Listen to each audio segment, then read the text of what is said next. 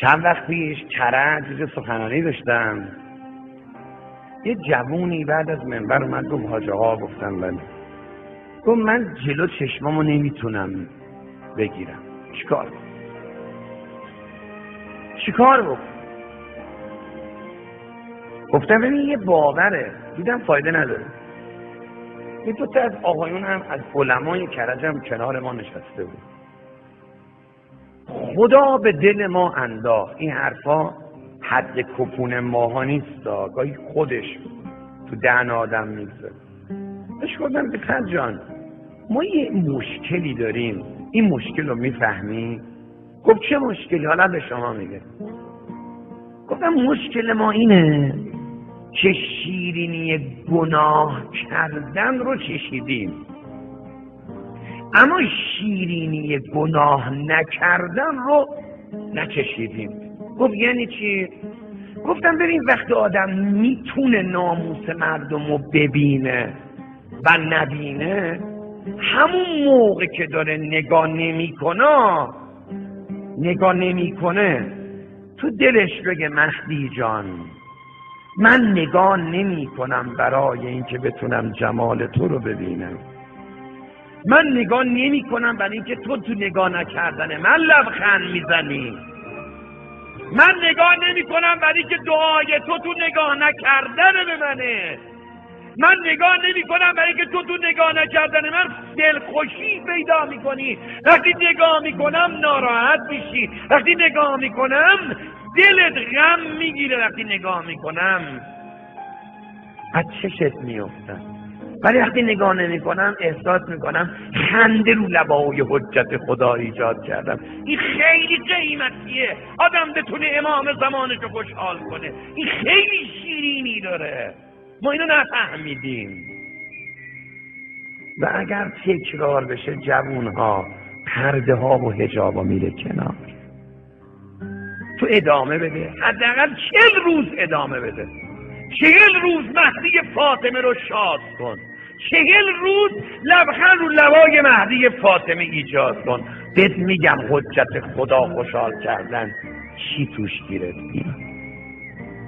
یه میگی سیستم خوابت میریزه به هم، سری یه وقت خاص خوابت میگیره، بهترین جلسه رو با رفیقات ترک میکنی، میری میخوابی، مثل که 10 تا قرص خواب خوردی.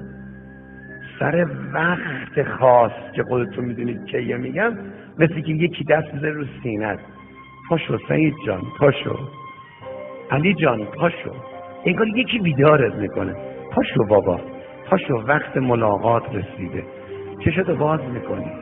خودت هم میگی من اگه 10 تا توپ بالا سرم در میکردن بیدار نمیشدم، اگر 100 تا زنگ کوک میکردم و موبایل کوک میکردم بیدار نمیشدم. هیچ کس منو بیدار نکرده، من نه ساعتی کوک کردم، کی منو بیدار کرد؟ میگن وقتی حال میدی، وقتی لبخند و لبای مهدی اجرا میکنی، وقتی دل مهدی رو به دست میاری، این نور داره دیگه. یکی از نوراتش اینه، شبا بیدارت میکنن، پاشو تو اون ساعتی که فقط مهدی بیداره و یاران مهدی، تو پسر 16 ساله، تو جوون 20 ساله، تو هم تو اون فضایی که مهدی بیداره تو هم بیدار باش. بعد کم کم خوابای عجیب غریب میبینی، بعد کم کم ذهنت باز میشه، هر وقت دهنت بیاد بیرون رفیقا میگن فلانی جورایی شده ها، خیلی دقیق حرف میزنه، کم کم اعتبارت میره بالا، کم کم رو حساب میکنن، کم کم احساس میکنی که نمازت وقتی میخونی این اهدنا الصراط المستقیم رو داری میخوری، داری لمس میکنی، داری میبلعی، داری عشق‌بازی با نماز میکنی.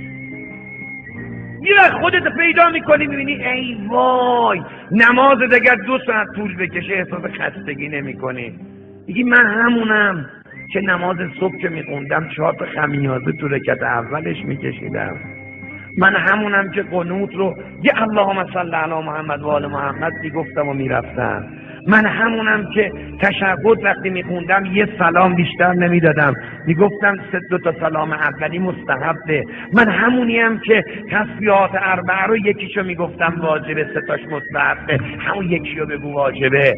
من همونم که قنوتو میگفتم مستحبه ولش کن. من همونم که نه اذان میگفتم نه اقامه. من همونم که اگر عشقم میکشید نماز میخوندم. حالا چطور شده؟ معجزه شده؟ دلم نمیخواد این سجاده بلند بشه. بعد خودت میگی فهمیدم نون کجا رو میخورم. لبخند و لبان مهدی ایجاد کردم، مهدی هم مهر تایید و پیشونیم کوبید، شدم از غلامان حجت ابن الحسن، از منتظر